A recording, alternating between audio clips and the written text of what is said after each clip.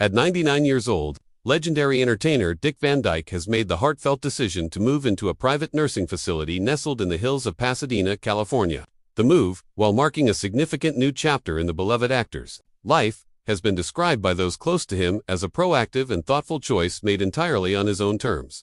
After nearly a century of dazzling audiences on stage and screen, Van Dyke continues to face life with the same dignity and humor that made him a cultural icon. According to sources close to the Van Dyke family, the move was not due to any immediate health crisis. Rather, it was a precautionary measure and opportunity for the actor to be surrounded by professional care and a calm, supportive environment, while still maintaining as much independence as possible. Though his mobility has become more limited in recent years, he remains mentally sharp and frequently engages in conversations about music, film, and technology with staff and visitors. The decision was not taken lightly. Van Dyke has always been a fiercely independent spirit. For decades, he resisted the idea of slowing down, continuing to act, sing, and even dance well into his 90s.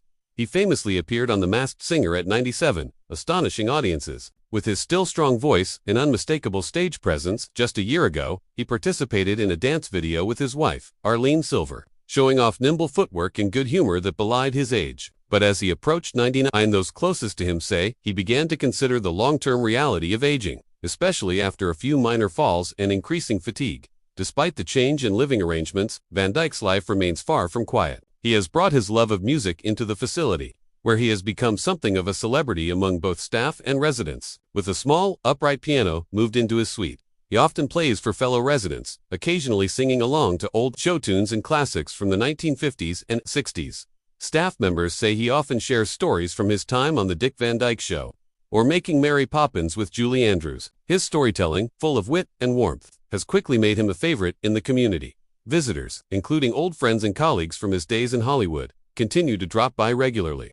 His wife Arlene visits daily, and the two often sit together in the garden, chatting or sharing a laugh. Though they now live separately, their bond remains strong. Arlene has said publicly that while it was difficult at first to accept the idea of Dick moving into a nursing facility, she now sees it as a wise and empowering step. He made the decision himself, she noted. He wanted to be somewhere safe, where he could still be himself without worrying us. Professionally, Van Dyke hasn't closed the curtain entirely. He continues to write short pieces for a planned memoir and is considering contributing voice work to an upcoming animated project. Friends say his enthusiasm for creative work is as alive as ever, even if the pace has slowed.